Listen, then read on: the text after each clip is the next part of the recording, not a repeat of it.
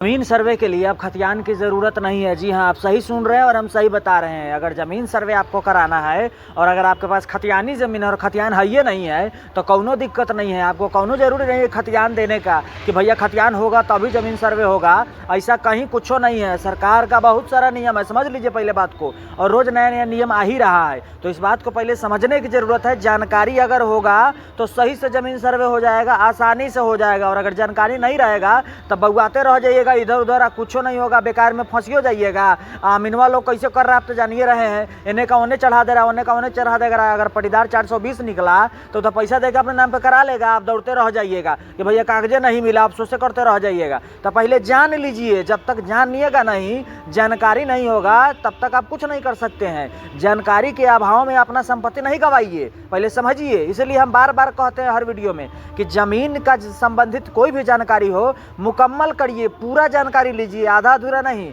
अगर आपको ज़मीन सर्वे कराना है और अगर आपका खतियानी ज़मीन है तो खतियान का कोई ज़रूरत नहीं है। अगर आपको खतियान नहीं है तो कोई ज़रूरत नहीं, खतियान को छोड़िए। जो ज़मीन है आपका, उस ज़मीन पर आप प्राइवेट अमीन को लेकर जाइए और उसका खेसरा नंबर पता कर लीजिए। नक्शा में जो नंबर होता है उसी को खेसरा नंबर बोलते हैं। ज़मीन का नंबर वही रहता है जो नक्शा में रहता है, उसको प्लॉट नंबर भी बोलते हैं, खेसरा नंबर भी बोलते हैं। ज़मीन का नंबर, वही ज़मीन का नंबर पता लगा लीजिए, अमीन से पूछ लीजिएगा, आपको बता देगा अमीन। 500 रुपया लेगा, जाके नापी करवा के पता करवा लीजिए। उसके बाद जो है उसका चौहद्दी पता कर लीजिए। चौहद्दी या खेसरा नंबर जब हो जाएगा तो कर्मचारी के पास जाइए, बोलिए कि भैया हाई हमारा खाता खेसरा नंबर तो है, खाता नंबर नहीं पता है, बताइए।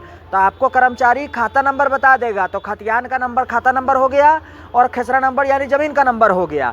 कितना ज़मीन है वो रकबा हुआ, यानी डिसमिल, कितना ज़मीन है, कै धुर ज़मीन है, 1 कट्ठा ज़मीन है, 10 धुर ज़मीन है, 5 धुर ज़मीन है, कितना ज़मीन है वो ज़मीन, चारों तरफ का चौहद्दी, ये सब का करिए कि कागज़ पर लिख लीजिए, आप फॉर्म में भर दीजिए। फॉर्म जो होता है ना ज़मीन सर्वे का, उस फॉर्म पर फ्लिप कर दीजिए, भर दीजिए, अपना नाम दर्शा दीजिए, अगर वंशावली बनवा लीजिए। अगर वंशावली सरपंच या मुखिया अपने लेटर पैड पर बना के देता है तो ठीक है, अगर नहीं देता है तो आप सादा कागज़ पर अपने से वंशावली लिख लीजिए कि किसका ज़मीन है और आप उसके कौन लगते हैं। जब ये सब हो जाए तो आप ज़मीन सर्वे के लिए अप्लाई कर दीजिए, आपका ज़मीन सर्वे हो जाएगा। समझिए पहले बात को, जब तक कोई रोक टोक नहीं करेगा, आपत्ति नहीं करेगा किसी ज़मीन पर, तब तक ज़मीन सर्वे हो जाएगा। जब तक आप आपत्ति करिएगा किसी ज़मीन पर तभी उसका जांच पड़ताल होगा। अगर ज़मीन सर्वे हो रहा है और अगर पटीदार आपका ज़मीन अपने नाम से सर्वे करा रहा है और आपको जानकारी ये नहीं है तो भैया फंस ना जाइएगा, आपका तक मामला सेटल हो गया, फिर आपका तक खत्म संपत्ति।